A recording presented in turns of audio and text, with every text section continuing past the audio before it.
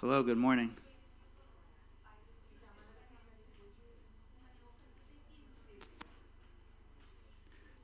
Hi, everyone. Welcome. Thank you for joining us for Breakout Session 1 on Enhancing Agricultural Growth. My name is Dan Gilligan. I'm the Director in the Poverty, Gender, and Inclusion Unit at IFPRI, the International Food Policy Research Institute. I'm really pleased to be here today. IFPRI is very pleased to join the SANEM conference, and we appreciate the opportunity to share our ongoing research and to receive feedback as well. Our format here is that we have 3 paper presentations. We will do them one after another. I will return to introduce each one. And then after that, we will open for a Q&A and discussion period. So without any further delay, let us get underway. Our first presentation is by Dr. Akhtar Ahmed, my colleague. He is country representative for Bangladesh for IFPRI, and he is presenting on boosting agricultural growth to improve lives and livelihoods.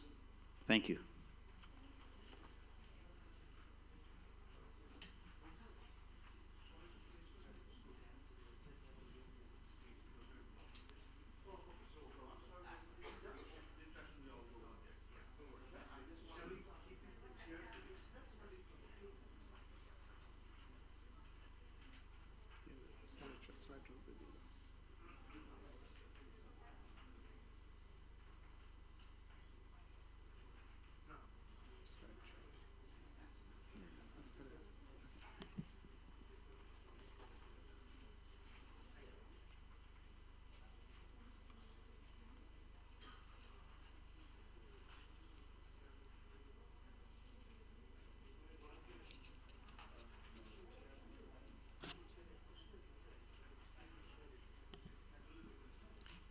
Thank you, Dr. Dan Gilligan. Assalamu alaikum, good morning. My name is Akhtar Ahmed, and I'm IFPRI's country representative in Bangladesh. On behalf of IFPRI, it's my pleasure to welcome you to today's session. This is our first presentation where we will be focusing on boosting agriculture growth to support lives and livelihoods. We will dive into the role of agriculture in poverty reduction and discuss key strategies for promoting sustainable growth.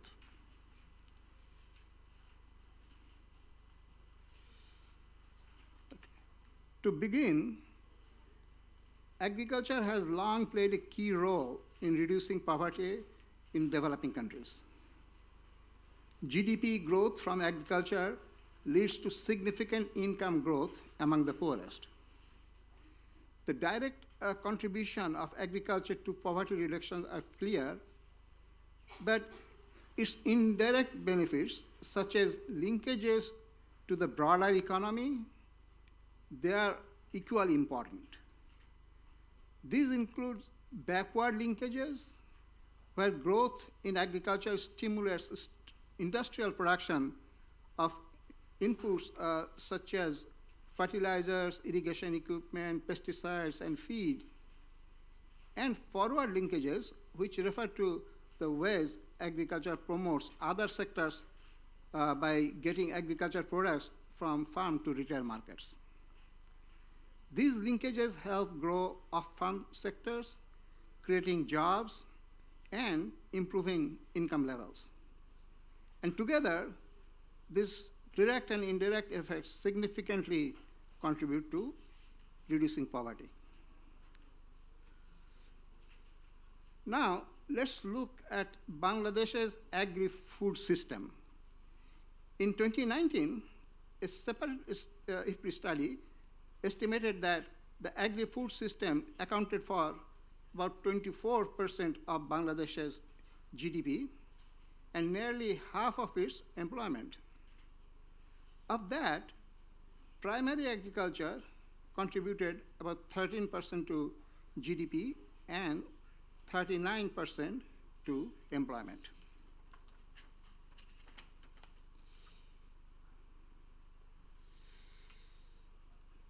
Off-farm activities like agro-processing, trade, and food services contribute about 11% of GDP and 11% to employment. So Now, in 2022, over 2/3 of Bangladesh's population lived in rural areas, where agriculture remains the primary source of livelihoods. The agriculture sector is the largest employer, providing jobs to 45% of total workforce in the country. This speaks to the importance of agriculture in sustaining rural livelihoods and in driving the overall economy. To assess agriculture's role in poverty reduction, we calculated growth elasticity of poverty for both the agricultural and non-agricultural sectors. Or, in other words, we compared the poverty reduction impacts of GDP growth from agriculture and non-agricultural sectors. Agriculture GDP includes, there is some problem.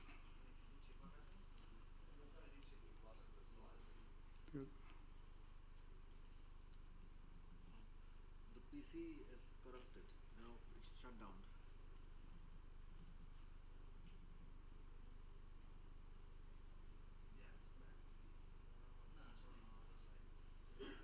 PC restart needs.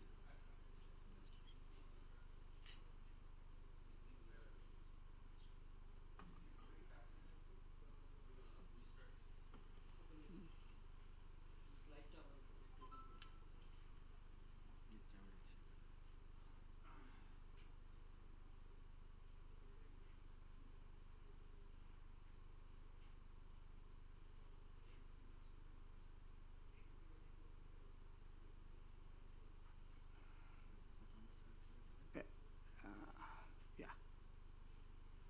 Okay. Thank you. Sorry for the technical glitch. Okay, so agriculture GDP includes crops, animal farming, fishing, and forestry. Non-agriculture GDP includes industry, that is manufacturing, construction, and services, trade, health, education, etc.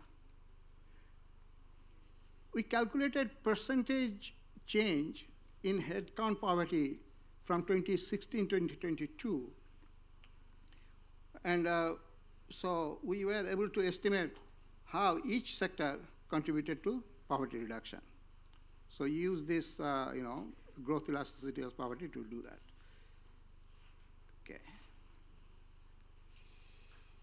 So what did we find? We find that agricultural growth elasticity of poverty is 2.26, meaning that a 10% increase in per capita real agricultural GDP resulted in a 22.6% reduction in poverty rate between 2016 and 2022. In contrast, the non-agricultural growth elasticity is 0.72, so a 10% increase in per capita real non-agricultural GDP led to a 7.2% reduction in poverty rate. Okay,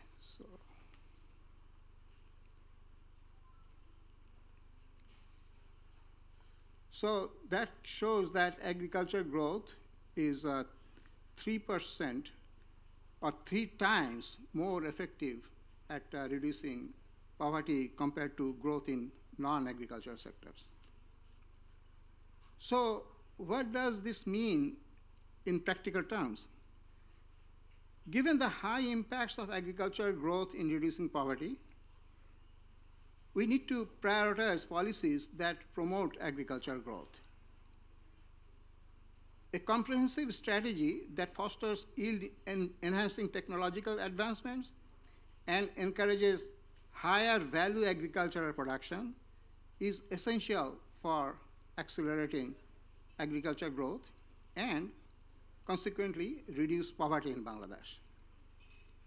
This strategy includes ensuring farmers have access to institutional credit, and efficient agricultural extension services to adopt high-yielding varieties, crop varieties. Focusing on intensifying rice production through increased yields rather than expanding the gross area under rice cultivation. This will allow diversification into higher value crops, including maize, pulses, oilseeds, vegetables, and fruits. Ensuring that farmers, particularly smallholder farmers, have timely access to critical resources, including fertilizers, improved seeds, irrigation, farm machinery, and diesel fuel.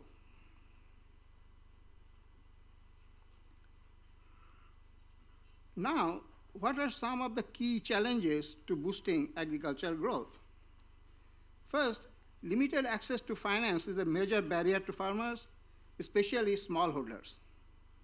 They face issues like strict collateral requirements, unclear land ownership, and lack of financial literacy. Banks also struggle with rural operations, which makes loan access difficult. Second, access to agricultural extension service is insufficient. Many farmers, particularly smallholders, rely on informal network rather than official extension services. Only 23% of farmers received extension service in 2018-19, with smallholder farmers being the most underserved. Lastly, more than half of the farmers cultivate only rice. This is from our IFPRI's nationally representative Bangladesh Integrated Household Survey. However, the profit per hectare for rice is lower than non-rice crops. But despite its low value and profitability, why rice is so popular among the farmers?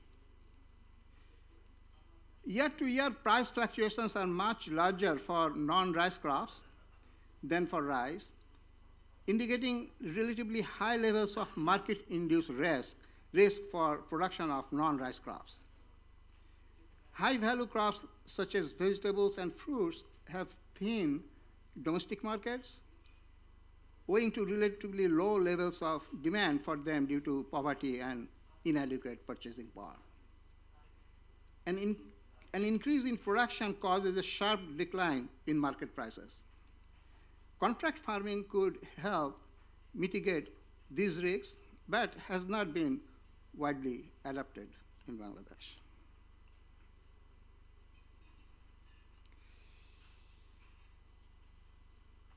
Okay. There are some promising ways forward.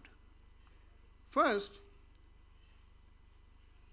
to modernize agricultural extension, we need to expand the pool of extension workers. The current farmer to extension worker ratio is 1,200 to 1, far from the ideal ratio of 400 to 1. We can also leverage ICT tools like mobile phone services and video-based training to deliver timely, tailored information to farmers. Additionally, regular training and curricular updates for extension officials will ensure they stay current with the latest farming techniques. In terms of access to finance, Bangladesh Bank has introduced 500 crore taka refinancing scheme, but challenges remain in utilizing these funds. Collaborating with ag technological firms or networks like Syngenta could improve lending decisions by providing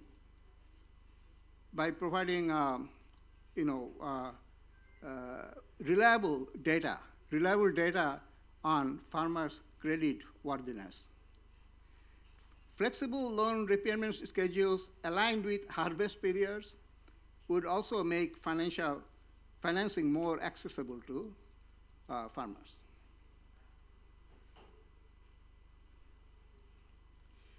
So what are the key takeaways for policy? First, address the yield gap by identifying the barriers that prevent farmers from reaching research station yield potentials. We know that research stations like Bangladesh Rice Research Institution, Agriculture Research Institution, they have experimental fields, and the yields in those research stations are much higher than the average yields that farmers achieve. So we need to see why that is the case. One possibility is maybe farmers do not get this information, and that's why we need really strong agriculture extension service. Second, focus on intensifying rice production through increased yields rather than expanding the crops area under rice cultivation. But this will allow diversification in higher value crops, including maize, pulses, oilseed crops, vegetables, and fruits. Third, improve financial access for farmers through innovative models like post-harvest loan repayment schemes. And lastly, improve access to extension so farmers have the information and technologies to make them more productive. Focusing on these key areas will help accelerate agriculture growth and reduce poverty in Bangladesh. Thank you. Thank you very much for your attention.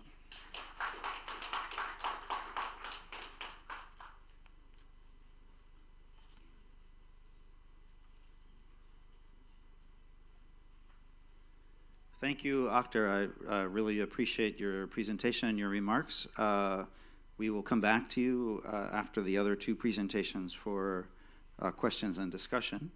Next up, for our second presentation, we have promoting agricultural development through farm mechanization. We have actually three presenters for this paper. We begin with Dr. Mehrab Bakhtiar, who is a research fellow at IFPRI. Followed by Dr. Ben Belton, also research fellow, and next then Dr. Mugdo Mazab, associate research fellow at IFPRI. And so I will pass it on to them. I believe we'll be kicked off by Mehrab Bakhtiar, who will be joining remotely. Not so. So for the technical problem, Okay, we are live and we're adapting. So Ben Bolton will kick us off. Thanks. Thank you, Dan. So, yeah, the intention was our colleague Mehrab Bakhtiar was going to present the introductory sections of this presentation, but he's having some difficulties with the connection. So I'm going to present on his behalf, and then I'll come back at the end to present the final section. So, yeah, on behalf of Mehrab, who's leading this project that this work is based on, I'd like to thank the Bill and Melinda Gates Foundation for their financial support, and also the Ministry of Agriculture for their engagement in this research so far. So in today's presentation, we'll be giving an overview of agricultural mechanization in Bangladesh, looking at the context for recent government policies promoting mechanization and recent trends. Then we are going to move on and have a section evaluating the impact of these policies on agriculture, and then we're going to finish up with some insights from a recent survey of agricultural mechanization service providers. Okay, so just to give you a little bit of context on why agricultural mechanization is so crucial for agriculture in Bangladesh today. You can see from this graph that over time, the share of the population employed in agriculture is declining, and so as labor is becoming scarcer, the real wage rates in agriculture are increasing, and that's squeezing the profitability of agriculture. So in response to that, the government has implemented 3 phases of an agricultural mechanization support program. So the first 2 phases introduced, first of all, a 30% subsidy and then a higher subsidy for a limited range of machines, and they run up until 2019. And you can see that in 2018, there was already quite high levels of mechanization of tillage, irrigation, spraying, and threshing. But there was very low levels of mechanization in planting and harvesting, so less than 1% of all agricultural parcels harvested with machinery in 2018. So in the final or the third phase of this program, there was sort of increased emphasis on a larger range of machines, including combine harvesters, with subsidies of 50 to 70%. And so this is some data showing allocation of machines under that third phase of the subsidy program. And you can see that combine harvesters really were the central focus of this. They accounted for 84% of the total expenditure under the subsidy program, and around 9,000 of those distributed by Q2 of 2023. And so that's what we're going to focus on in mainly in the remainder of the presentation. So I'd like to invite Mogdo to come up and talk about the impacts of that program.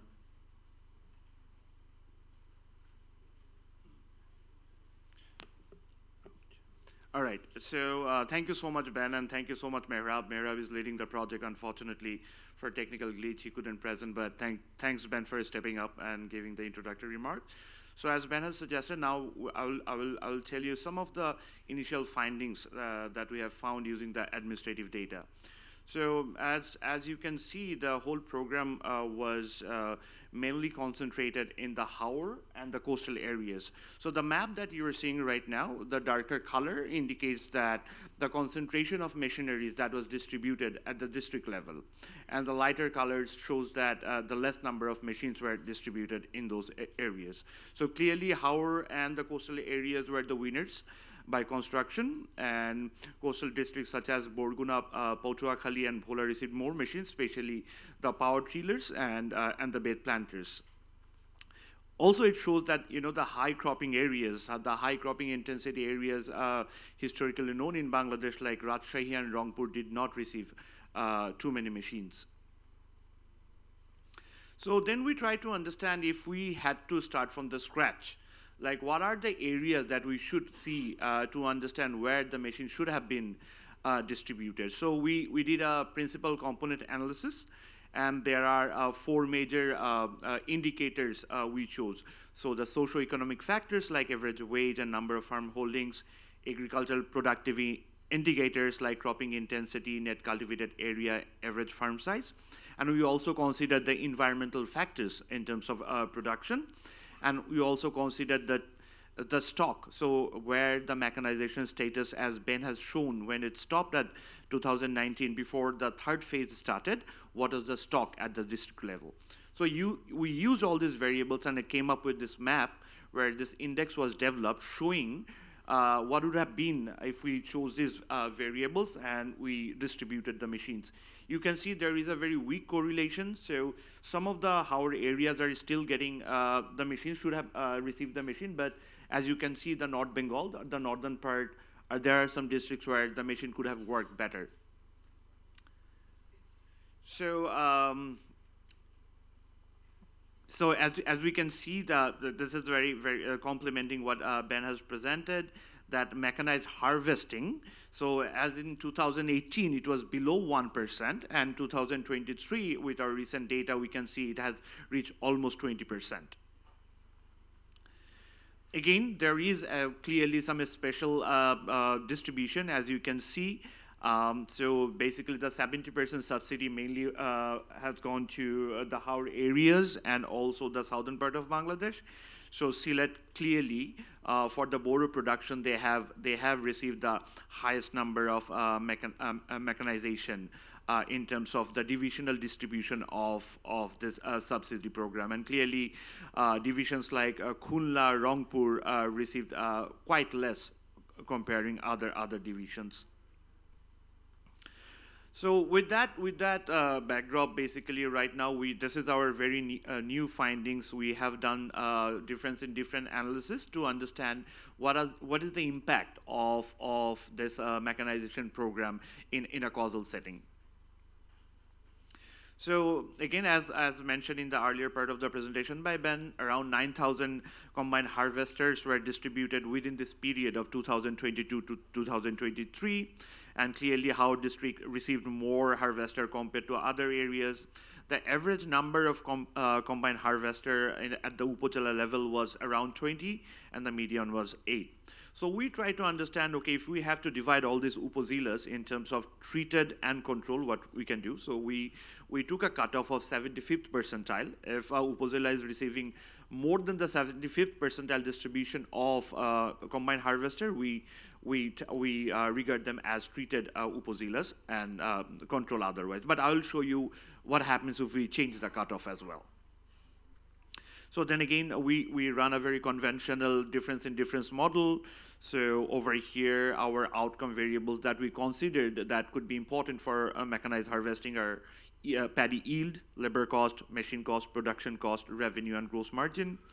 And basically, this is a conventional DID setting. I don't want to spend too much time. We have year fixed effect, and we also have upazila fixed effects. And we also have a number of controls that we believe could have impact on these outcome variables that I talked about. For example, household size, household has gender, age, type of paddy variety used in cultivation, sharecropping status, farm size, etc. So as you know, the conventional DID, the first assumption that, the first and almost the only assumption that we have to consider is parallel trend. We are still working on the even study graphs. We are not presenting over here, but I will show you the raw data over here, what's going on. So there are 4 graphs over here, and the outcome variables on the y-axis, we have paddy yield, labor cost, production cost, and gross margin. So on the blue line on each graph, it's, these are for the control upazilas households, right? And the treated, the orange line is for the treated upazilas households. So you can see what's happening. If you see the first one for the yield, so there was not many statistical difference till 2018. Is still actually the treated as opposed to the control, the treated households were having less yield prior to this mechanization program. But then when we measured in 2023, clearly the treatment households are having more yield compared to the control households. A similar story for the labor cost, production cost, and the gross margin as well, especially the gross margin. As you can see, they're almost trending parallelly till 2018, and there was a big jump post this program. So this is some evidence of holding the parallel trend assumption over here. Then let's jump into direct and in our main results of the DID. So what is happening over here is, so we run the regression and we present the coefficient on the DID estimator. So over here, if you start with the yield column, so this is primarily Boro production, okay? So we are showing you results on Boro production. So on an average, the control household without the mechanization program was having 2,342 kg per acre in terms of Boro production. And for the treated household who has received that treatment in terms of mechanization, they're almost 400 kg per acre production has gone up, so which is around 17%. So that's clearly statistically significant. That's the results we are finding. We also see quite a substantial reduction in labor cost, where the average is around 10,000 taka per acre. It's almost 2,700 taka has been decreased. We don't find any statistical difference in terms of machine cost. The standard error was quite big at that point. And especially if you just look into the revenue and the gross margin. So gross margin over here, basically total revenue minus total cost. and we can see there is a positive and statistically significant impact on the households who received this mechanization program. Then again, the question could be asked, like, why did you choose 75th percentile? Why that's the treatment status? This is nothing didn't come from the sky, so we thought that there's a substantial level of kind of treatment where the Upazila was receiving mechanization, which is quite intense. So then we thought, okay, why don't we change the cutoff of our treatment status? Then I'll explain the first one. Again, this is yield. So we started assigning households as treated from the 50th percentile of the distribution of mechanization. And then we change every fifth percentile, we change the treatment status. What you can see over here, almost after 60th percentile, there is a positive impact. And as we go along till 99th percentile, the impact is increasing. So this is suggesting if a Upazila is receiving more mechanization, the yield is getting higher. And it's a very similar story for our production cost, which is decreasing, for labor cost, which is also decreasing, and also for the gross margin. So so bottom line of this slide is that like more mechanization is actually helping the farmers in terms of yield, reducing cost, and increasing gross margin. Yeah, so I would stop here and I would request Ben to present the results from our recently finished survey of the machine service providers. Thank you. Oh, we're not done yet. Thank you, Mogdo. So I'm now presenting some preliminary results from a survey of machinery service providers, or or MSPs for short. That was conducted by IFPRI in the end of 2024. So this is very new data. So we surveyed in total close to 9,000 MSPs in 21 Upazilas in 10 districts. So 2 districts each in the Howrah and coastal regions, which got a 70% machine subsidy, and 2 districts each in the north, northwest, and central parts of the country, which got a 50% subsidy. Amongst those MSPs, 400 of those that we surveyed owned combine harvesters, and that's what I'm going to focus on this presentation. And so to identify the MSPs, we took complete lists of subsidy recipients in all of those Upazilas from the DAE, and we also conducted additional snowball sampling to identify any MSPs that were not on the list. In those Upazilas, there were 552 people listed by DAE as having received subsidized combine harvesters. We were actually unable to find evidence for 154 of those, so about a quarter, that they had actually ever received the machine. But we found other farmers who had received machines but were not on the list. And so there's some allocation issues there. So we found, on average, MSPs owned 1.3 combine harvesters. In 70% of cases, the MSP was the applicant for the subsidy. But in other cases, it was a relative or friend that had applied for the machine, which explains why some people were able to get more than one subsidized machine.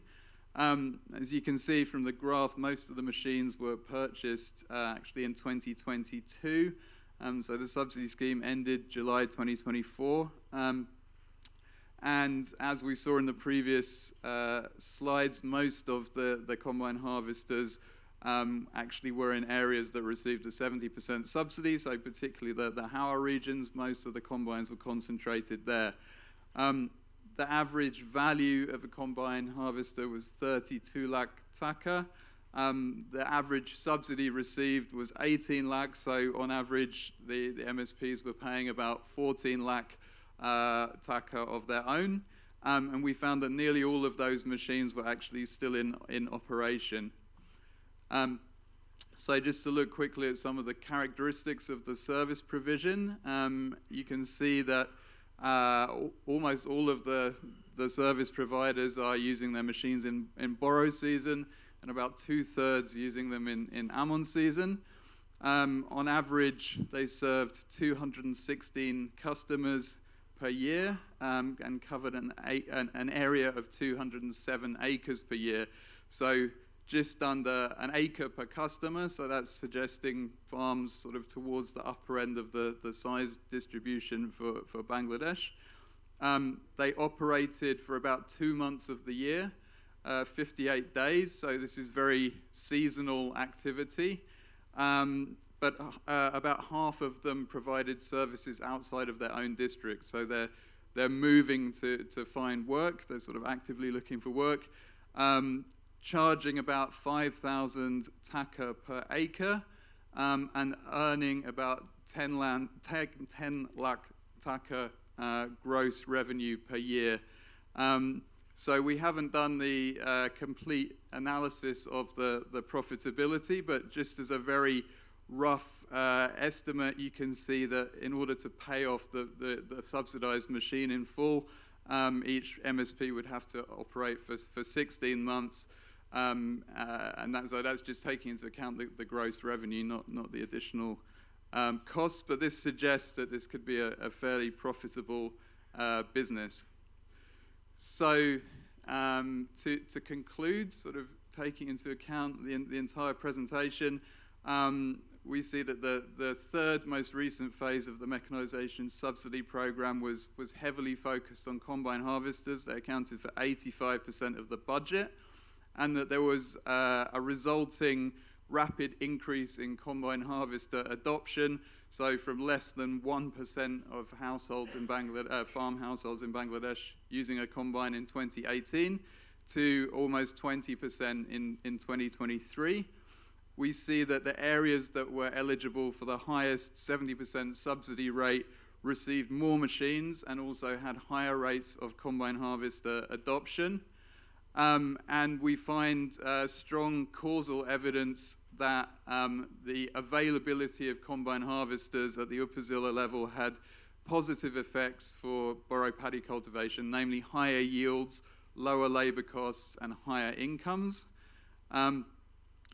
We find from the MSP survey that most combine harvester service providers appear to be operating effectively and profitably, although not all of the individuals that were listed as receiving subsidized machines actually got them, so there may be some questions about how they were allocated. However, we do find that the geographical distribution of the subsidized combine harvesters was not well aligned with demand. So the places that had the highest demand for combine harvesters did not necessarily get the most combine harvesters. And so therefore the positive effects of the subsidy program were likely suboptimal. There could have been more impact if the machines had been allocated in different ways. So to conclude, in future, to enhance the effectiveness of programs to incentivize mechanization in Bangladesh, the schemes could be devised in different ways that are less prescriptive with respect to the geography of how the machines are distributed, and also less discretionary with respect to how decisions are made about who to allocate the machines to. And thank you. I'll end there.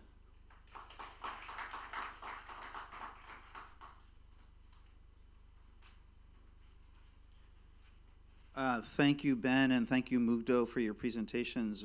This is really interesting work. I can't wait to get to my comments and questions for you. But first, I believe that that Mehrab Bakhtiar is actually available online, and he's been leading this project. I want to give Mehrab an opportunity. So we are a bit ahead of schedule. I'm doing a good job as chair. So I want to see if Mehrab could actually come online and maybe give us a few remarks about the project. Do we have access to Mehrab? Yes. Yeah. Will we see him or hear him?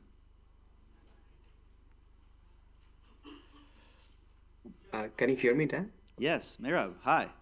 Good to hear you. Great. Hi. So much for chairing this session. I could and thank Phil and Ben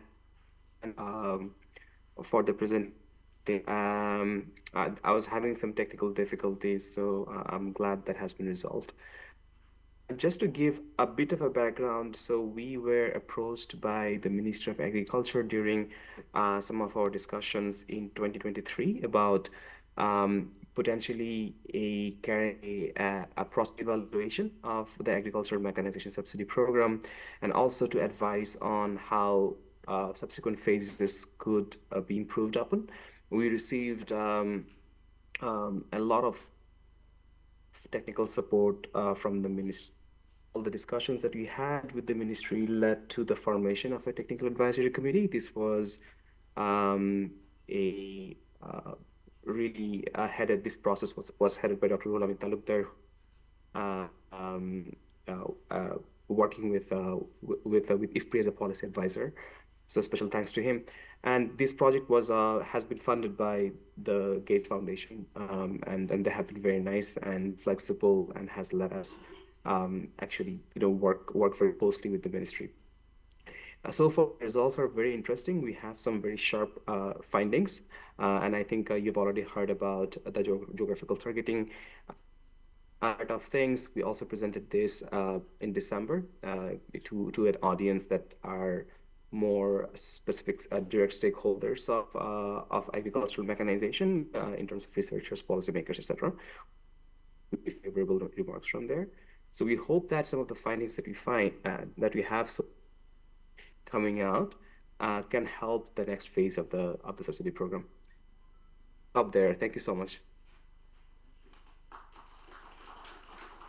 Merab, thank you very much. I'm glad that we were able to get you online, and great to hear kind of about the development of this project. It's been incredibly interesting. I know gone through quite a bit to be able to gather the data, and I think the findings are super interesting, so congratulations to you and the team. And with that, we'll go to paper 3. So this one is on resource allocation to address food insecurity and environmental vulnerabilities, and we'll bring back Dr. Mugdo Mazab for the presentation. Thank you.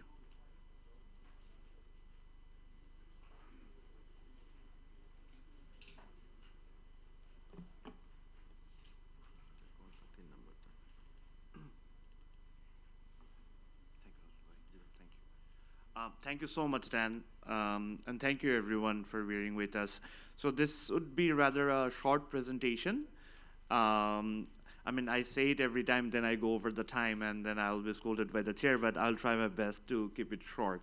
So this one is resource allocation to address food insecurity and environmental vulnerabilities. So this is one of the chapters from the recently launched food security and nutrition assessment led by Dr. Akhtar Ahmed. So I'll be presenting results from one of the chapters from there. So as we have again explained and described in the whole report that recently launched, so in terms of understanding food security, there are 3 dimensions that we have considered. Food availability, food access, and food utilization.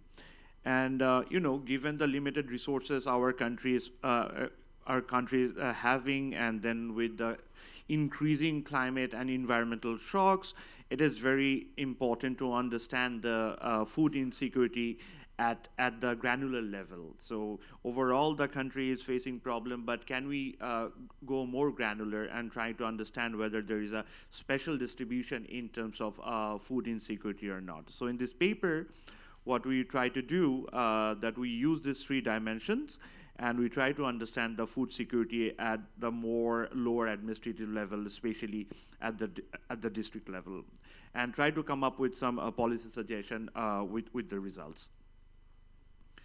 So this is again from long decades of research by Dr. Akhtar Ahmed and other colleagues in IFPRI, where they try to understand in terms of these 3 dimensions, what are the main variables that could be included in this dimension. So for example, food availability, as you can see, we talk about irrigation coverage, rice yield, per capita fish production, and road density. So it's more about thinking from the availability perspective and how these variables can add to that dimension.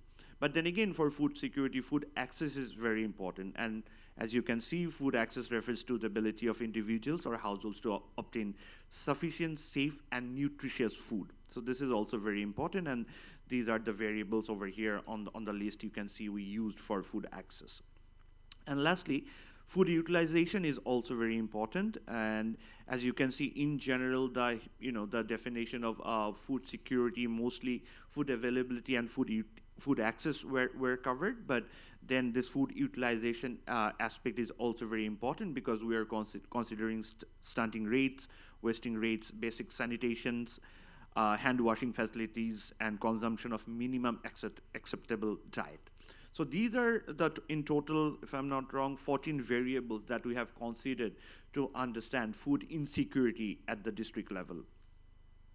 So what we have done in this chapter, we have developed this principal component analysis, where we have, of course, normalized the variables, and then for the 3 dimensions separately, we try to understand what is the food insecurity situation. So first we have a map on food availability, then food utilization and food access, and together we came up with a food insecurity index using all these variables. This is a very standard method when you want to do some indexing using principal component and coming up with a score or index to understand the relative vulnerability.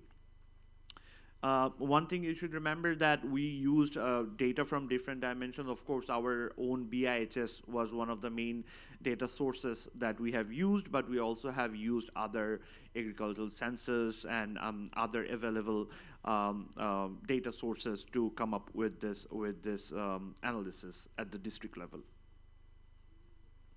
So this is the main result for, so I'm not showing you the separate maps for food availability, access, and utilization. So this is the overall food insecurity map. So the darker the places, they are more food insecure. All right, so over here you can see that the lower values over here is indicating the darker districts. And in terms of our food insecurity map, Bandarban ranks the poorest, followed by Sherpur, Cox's Bazar, Sunamganj, and Khagrachori. Right, so you can see clearly that the hilly districts are facing severe problem, along with also the Haur areas are facing severe food insecurity problem. If you see the positive side, the less food insecure are the areas Joshore, Bagerhat, Meherpur, Kushtia, and Satkhira. They are performing better in terms of food security, if I may say that. So the other dimension that we would like to present, so also we try to understand in terms of the climate shocks and the environmental shocks that the districts are facing, what are the climate and environmental vulnerabilities at the district level. Over here, we have used these key variables: drought, flood, cyclones, storm surges, river coastal erosion, saline water intrusion, and also the last one is more a political economy variable, transboundary river count. So, but there are districts in Bangladesh that we are sharing with India, and we are sharing with the river. So basically, when you're sharing river with your neighbor, there is a higher risk of facing problem, because we saw recently what happened when the flash flood hit our eastern part, and there was some negotiation going on between the river sharing. So if you're exposed to rivers which you are sharing to with your neighbor, we thought that would be an important variable to include in terms of developing an index of climate and environmental vulnerability. So using those variables, again, similar method, we have used principal component, and we have come up with this map. So again, darker areas are the worst areas. So over here, clearly we can see that the southern districts, especially Pirojpur, Jhalokati, Khulna, Borishal, and Bagerhat, they are the most vulnerable districts in terms of climate and environmental risk. On the other side, all right, again, the device ran into problem, I'm sorry. Mm-hmm.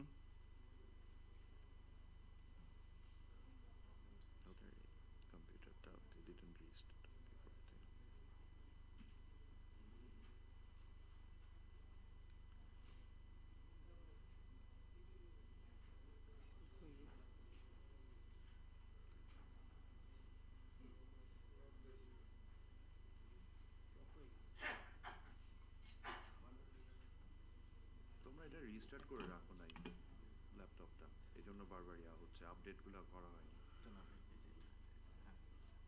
Slip মোডে যাচ্ছে এটা যে মোডেই যাক, প্রেজেন্টেশনের মাঝখানে বারবার হলে তো এটা একটা ব্যাপার না, এটা জাস্ট রিস্টার্ট করে তোমাদের। স্লিপ মোড অফ করে চাপ তো তুলতে না তো চালাই দেন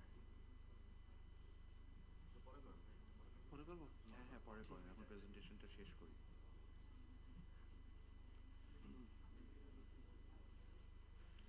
ঠিক আছে না ঠিক আছে আপনার change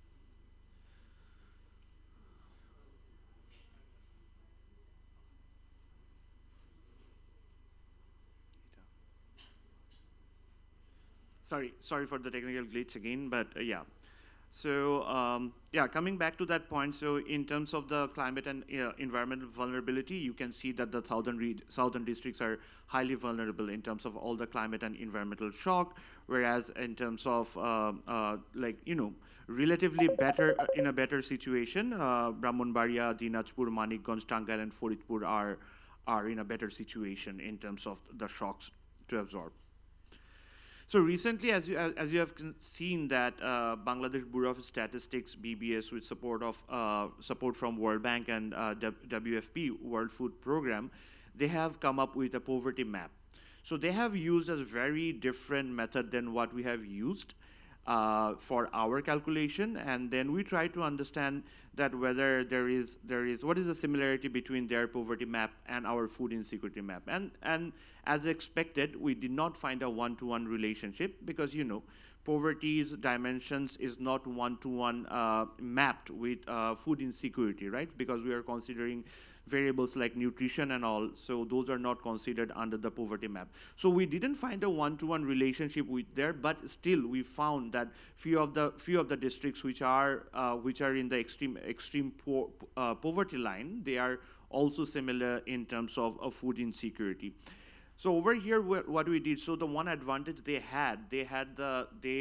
actually estimated or imputed the poverty at the upazila level. Our own analysis was dependent on the district level data, right? So we couldn't go to the upazila level. So over here, we took the upazilas which are in a relatively higher poverty, and then we connect that with our more food insecure district.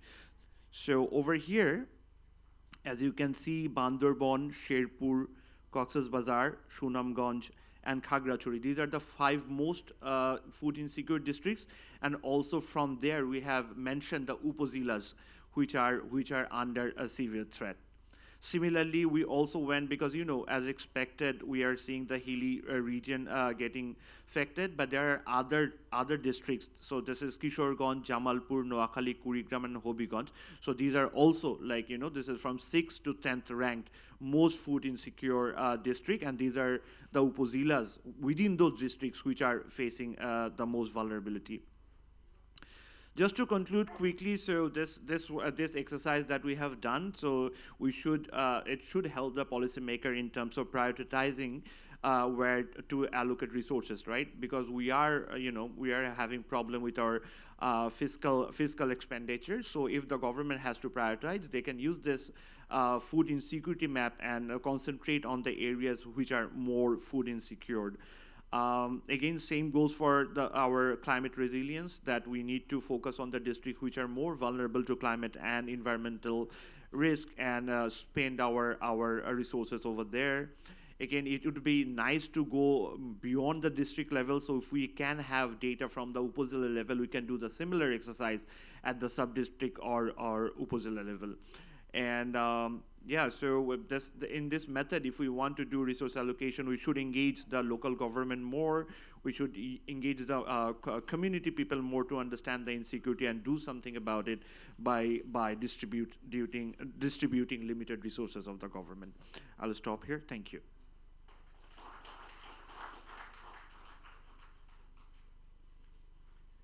Thank you. Excuse me. Thank you, Merab. Really appreciate it. Again, another interesting paper. So we are doing well, I believe, in terms of time. We have about 30 minutes for discussion and Q&A. What I'd like to do, if there's agreement, I can invite the speakers to come here. we can kind of shift into sort of a panel format. I have questions on each of the presentations, and so I would like to kind of take the chair's prerogative and kick off by kind of giving kind of a question to each of you, and then we can come back for your, I think, so we kind of can track well, take your answer to my question, and then we'll open up for sort of broader discussion. So why don't we come here? We'll shift over to the sort of panel format. Thanks.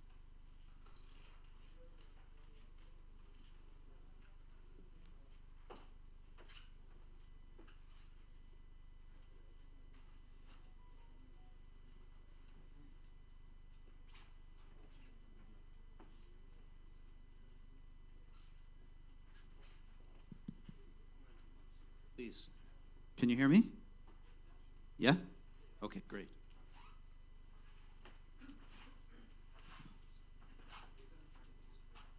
Say it again, please.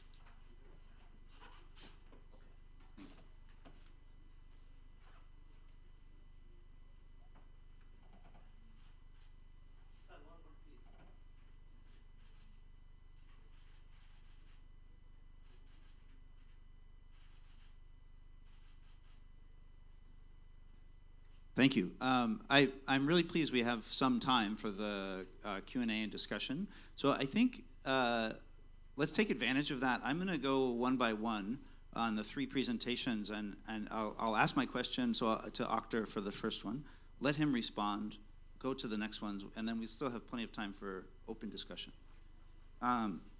So Akhtar, I found your presentation really interesting. One of the main conclusions is that you see that agriculture is really an engine of poverty reduction in the Bangladesh economy. This is due in part to the fact that the agriculture sector is the largest source of employment in Bangladesh. But what's interesting is that your recommendations are not, for example, to focus. Can you hear me? Yeah, to focus on labor-intensive techniques, but rather to just continue to invest. Try that? Okay. You hear me? Yeah. So what's interesting here is you basically lean into modernization and dynamism, right? So you're not saying let's continue with labor-intensive techniques. You're saying we still invest in modernization of agriculture. And we will still achieve broad poverty reduction by making the sector more efficient. So I don't know if you just want to sort of comment on that. To me, that was a really important takeaway from your presentation. Thank you, Dan. Okay, so we said that this reduction of poverty, increased agriculture growth is a function of agriculture technology advancement and high-value crop production. Okay. Now, in order to do that, of course, high-value crop production would, address this labor-intensive, agriculture, basically, right? So, and also yield increasing technological change, the things that we need to do that. So those also, I think, would need this labor-intensive agriculture, and hence, employ more people. And this is in rural areas, so can employ more poor people from that area, like landless laborers and things like that. So yeah, but I think the emphasis is on this technological change and advancing technological change combined with high value production, both crop and non-crop production. So that would lead to employment generation in the country. Yeah. Thank you, Akhtar. Yeah, it's a really remarkable moment, I think, in Bangladesh development. You have rising real wages in agriculture, and so then can afford essentially both a kind of increased mechanization while continue to achieve high poverty reduction through agricultural employment. So it's really encouraging, and I found it a really interesting set of analysis. Thank you. So I'm going to go next to our second paper. This is on agricultural mechanization. And, I'll just share my comments and then allow Ben and Mugdo to respond. This is a very interesting project. I think there's a lot to be learned here about the role of ag mechanization. Are you hearing me? Okay. So, so I'll start with a comment and then questions, okay? So I found this, it's a really interesting analysis. I'm looking forward to kind of seeing more. You talk quite a bit about essentially the efficiency of allocation, the relative efficiency of allocation of the combine harvesters and how that could be improved. It would have been helpful to provide a bit more background at the beginning on how the initial allocation was done. So I don't think that's covered in your presentation. I know that you understand that and have worked on it, but just by way of motivation, to better understand how the government was allocating the combine harvesters, what criteria did they use? This would also then set up the parallel trends analysis quite helpfully, because you could sort of understand the way in which areas that received them or received more of them might be different from those that received fewer, and might give a bit more confidence to the DID. So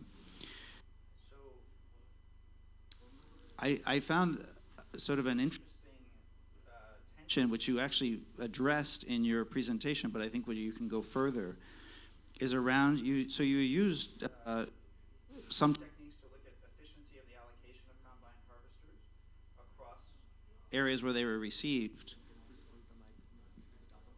Yeah, closer. Okay, thank you. So you looked at efficiency based on sort of criteria of the areas where they were received, but also did refer to demand as well. So markets are the kind of equilibrating device in economics for improving efficiency, right? So when there's demand for combine harvesters and that demand is effective in the sense that the machine service providers are able to respond to demand, then we achieve even greater efficiency through that. And you did, in the last part of the presentation, talk about, to some extent, the kind of both prices that were being paid per acre and sort of demand for combine harvesting. So I think it's be good to sort of further integrate sort of your initial analysis around efficiency of allocation with some sense of the extent to which markets are developing. So some of that, the allocation question is more of a geographic one initially, but ultimately it will be kind of demand for the harvesters that will sort of improve efficiency.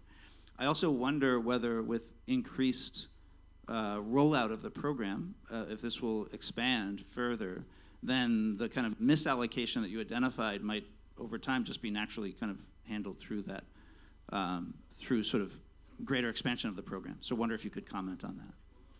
Thank you.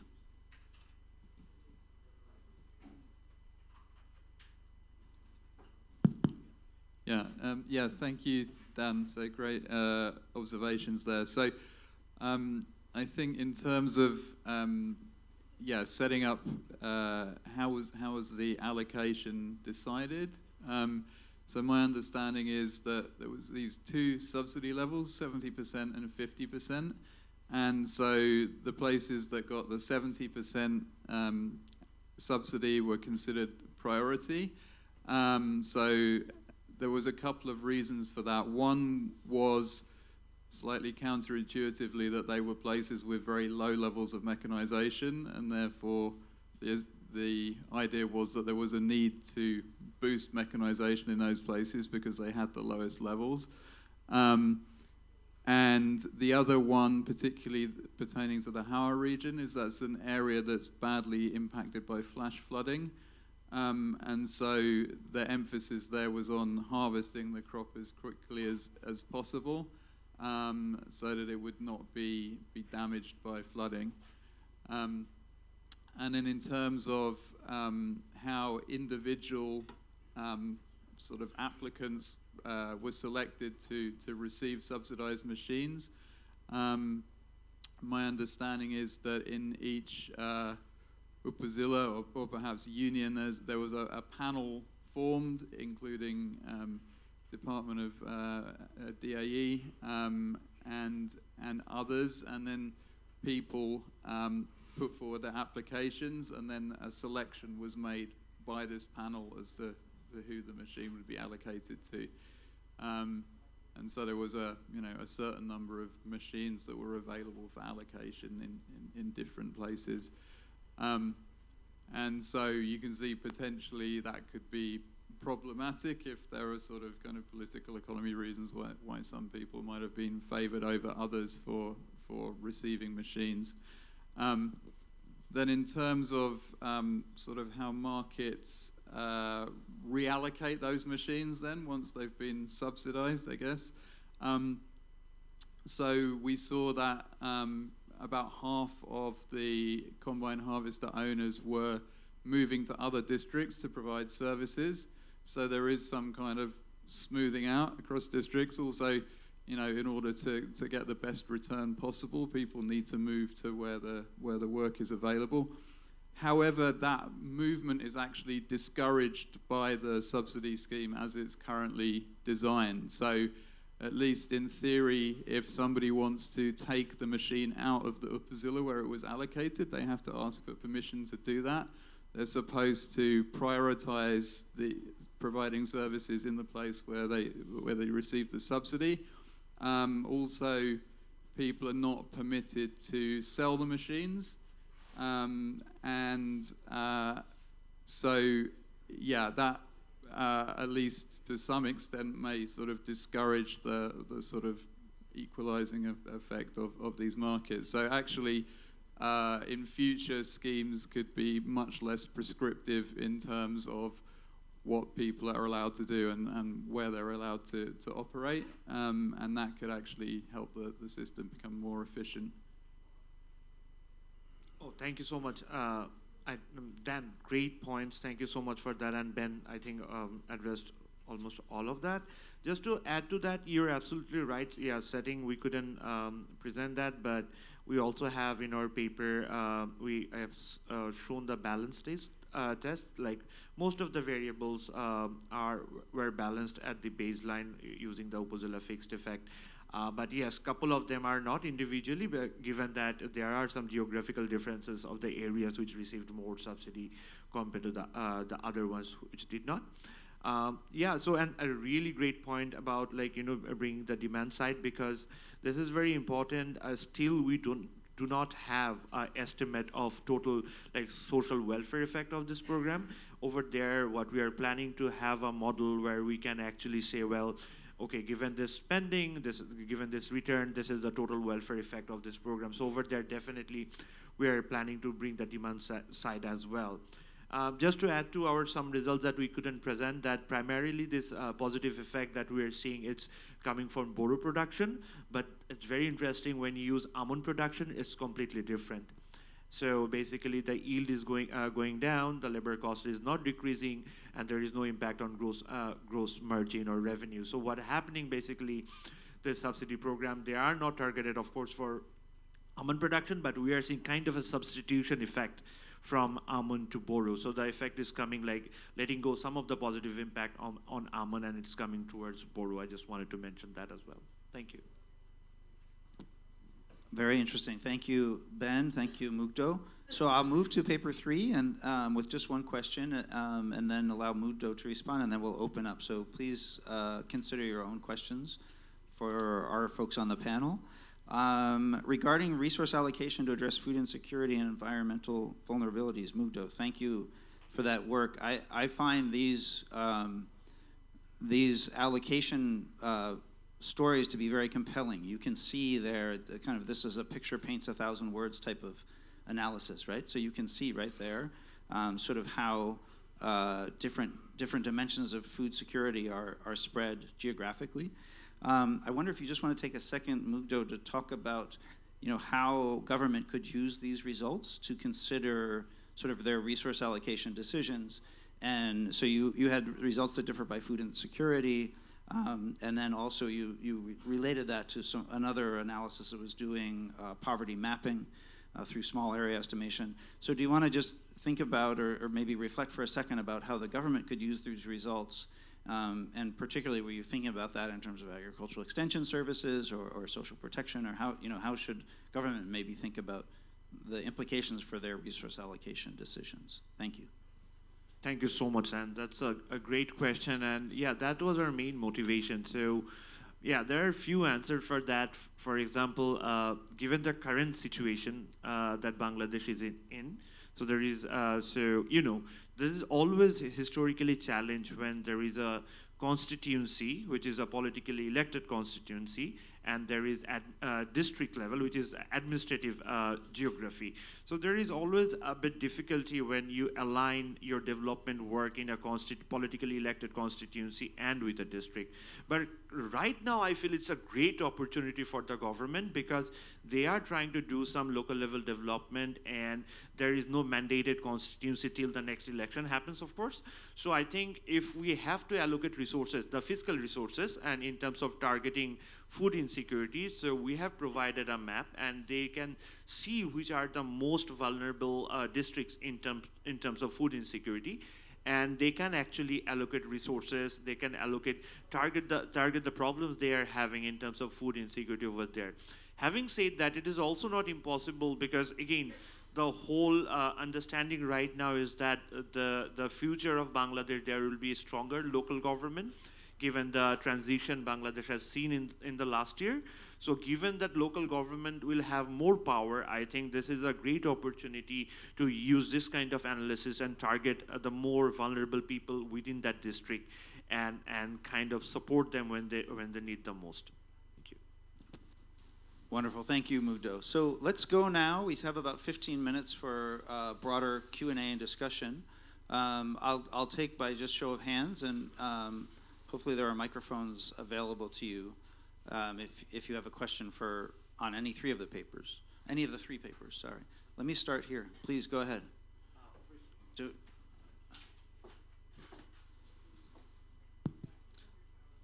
I'll come to you next.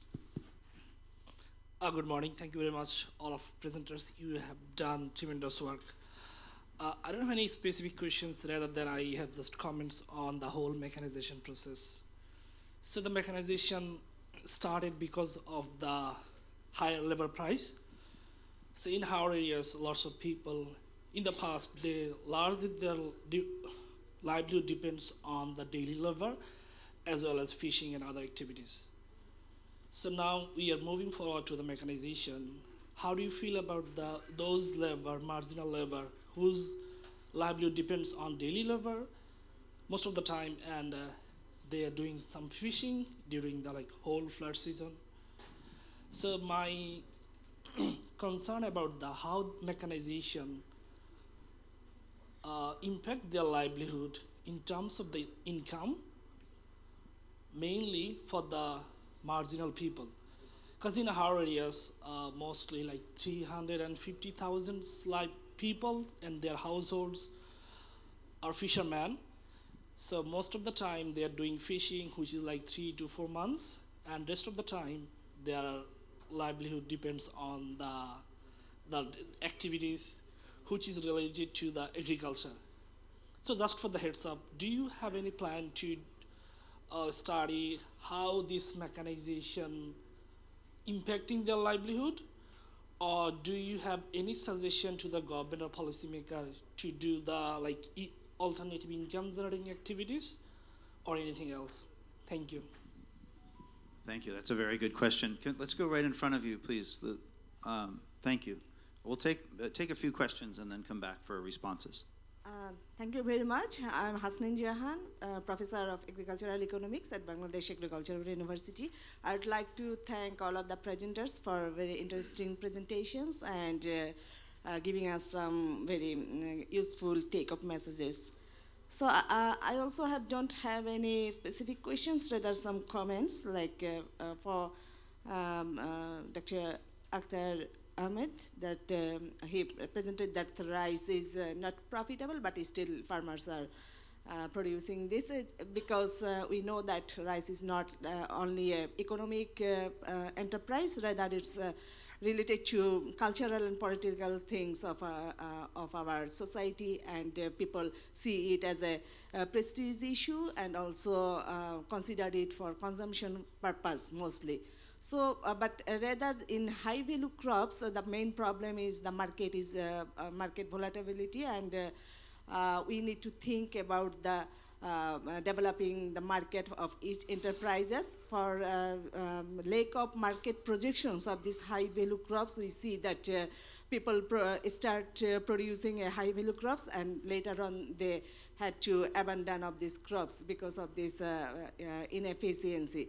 And for this, in case of extension workers, like not only the background from agriculture, like from agricultural marketing and economics, this kind of extension workers are needed in the system. So government is initiating these things, and I think in this way we can establish a very good market for our high value crops.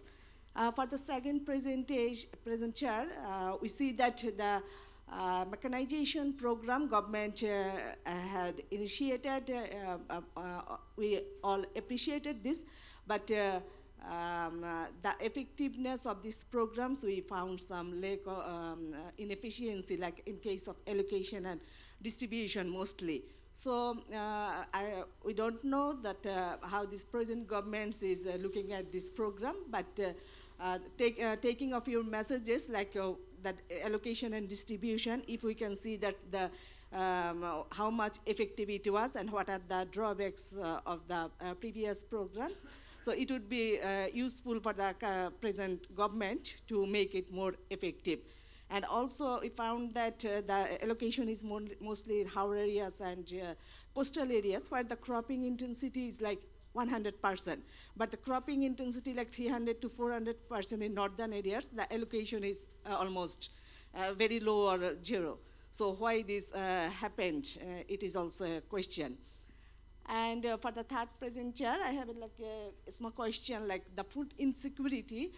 I find some inconsistency in the results, like why the Bandarban, where the poverty and the environmental shocks are not prevalent, but the food insecurity, like in Bandarban, Cox's Bazar, are high.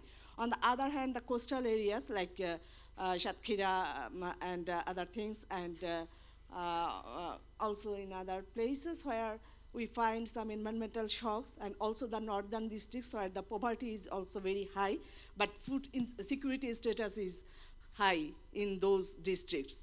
So why those results come out like this? This is like a question for you. Thank you very much. Thank you. Let's take one more question, and then I'll come back for responses. Go ahead, please.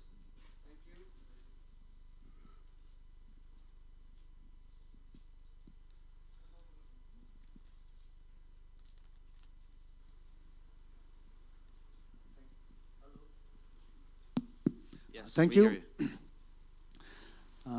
This was a nice. These are the nice presentation. Thank you for inviting us. I am with data analysis and technical assistance. We do generally surveys.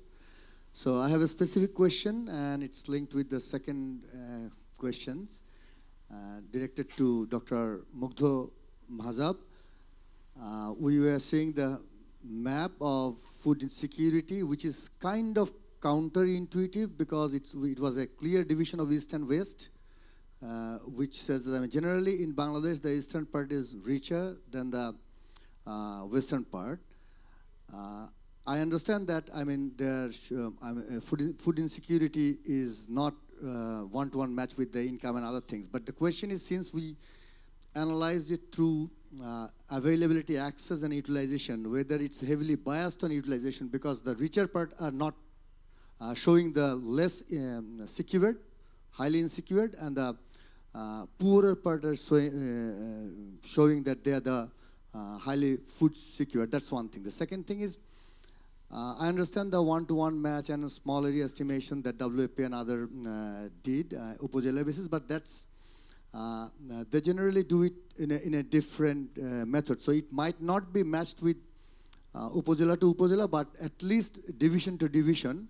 So things, I mean, if we are thinking about resource allocation, whether it's a problem of resource allocation or we need to dig into deep more to see whether it's a problem of awareness or the utilization part. So that's my questions.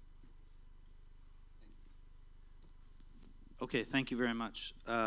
Let's go back. So, Akhtar, do you want to begin with any responses?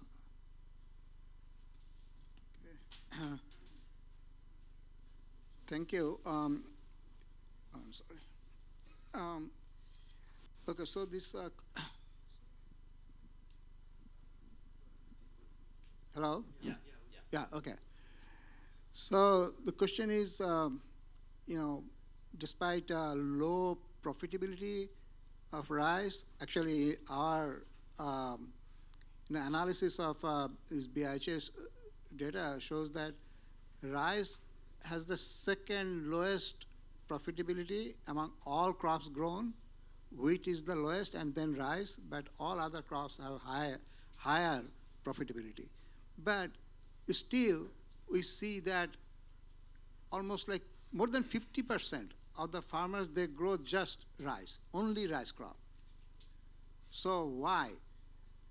As you mentioned that rice is a stable, food crop for all of Bangladeshis, and also particularly for those who are, like marginal and also marginal small and medium farmers even, they are not really, they do not really have much marketable surplus, so they don't really, market much. So it's the large farmers, actually, those who, the larger share of their crops, come to market. So these are like, both like for the marginal farmers, actually, they are more like a subsistence farmer. So they need to produce rice. They have to produce rice, these farmers, for their home consumption. And then whatever is left, they market that. So that's why, cultivation, rice cultivation by the farming sector is really very important. Now, why then, these high value crops are not really produced much by the farmers? And as I mentioned, so major bottleneck there is this price variability. We have done some analysis of this variability, price variability in the last 10 years, rice and major other crops, like high value crops. And we find that rice has the lowest level of price variability, and most other crops have high price variability. So what happens when farmers, they grow, say, like tomatoes or chilies, these are high value crops. So when the production is high, then market price becomes low, right? So when market price in 1 year is low, then next year farmers then don't really grow that crop much. So there is what we call this a cobweb cycle in production, particularly prominent in high value crops.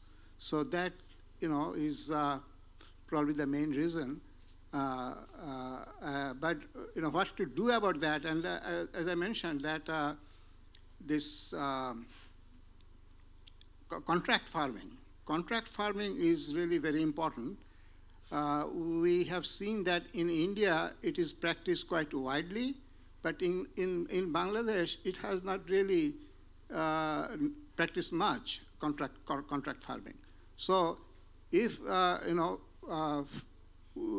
more contract farming could be introduced by say, supermarkets or agriculture processing industries. So they would have a contract with farmers that, they will buy certain amount of, crop at a certain price. And so then I think, that would reduce this market-induced risk. So it is important to also have some policies that could encourage contract farming by food processors and supermarkets. Thank you.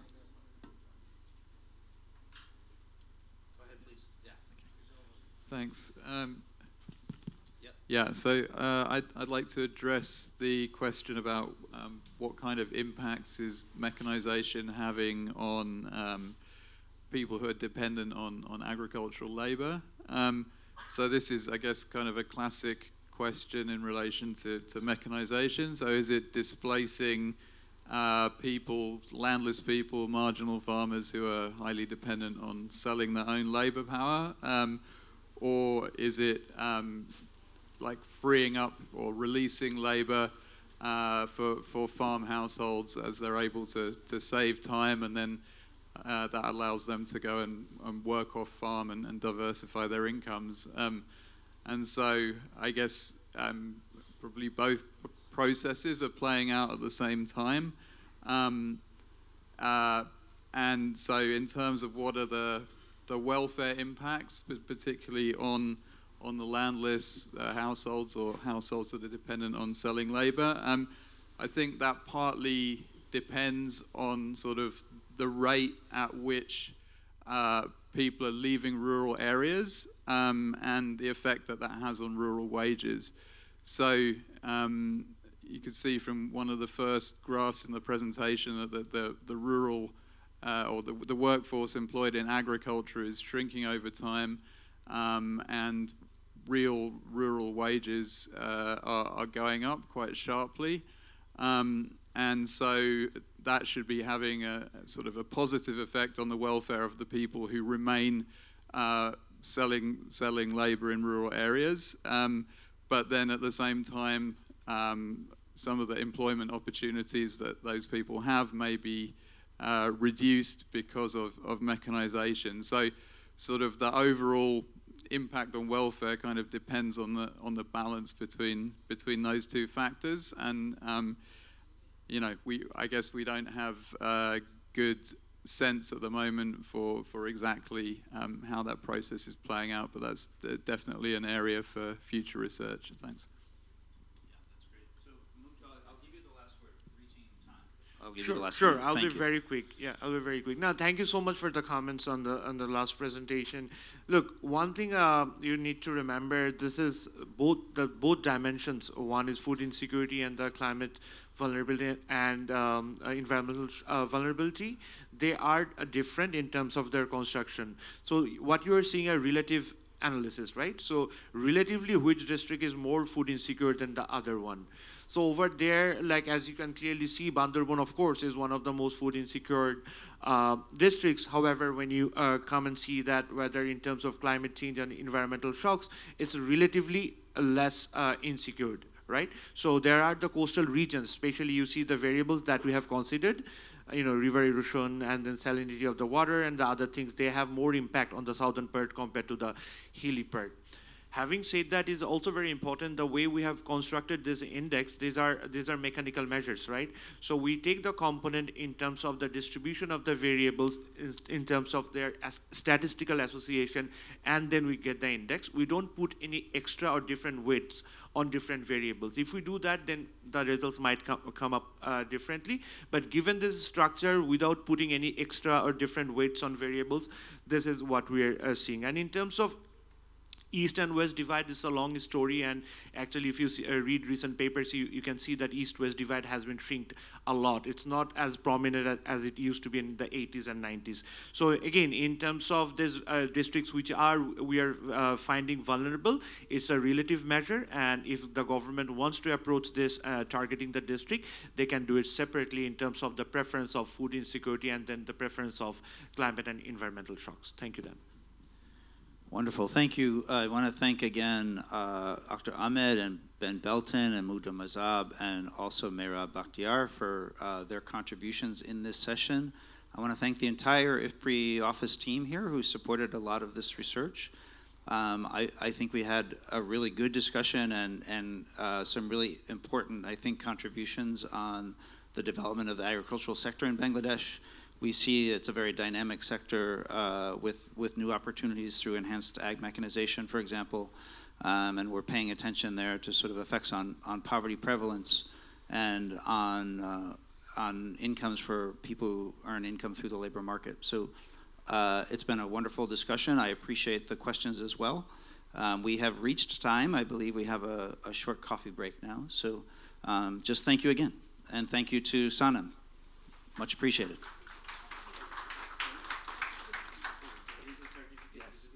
So I'm meant to distribute them? Yeah, okay.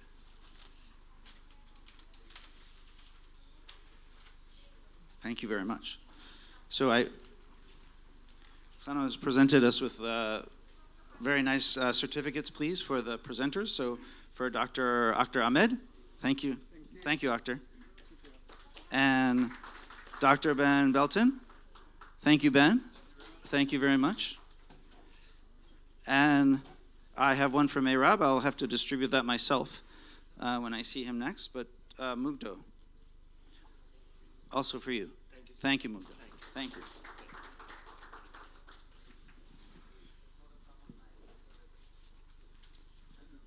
Thanks very much. I think we're all set, all through. Thank you. Thank you, everyone. Now I welcome you all to enjoy the very short tea break. Thank you. We will start our session at 11:30, which is basically on a very interesting panel, Building Democratic Political Order in Post-Insurrection Bangladesh, Putting Citizens in the Driver's Seat. I hope we will see you all in 11:30 at the auditorium. Thank you.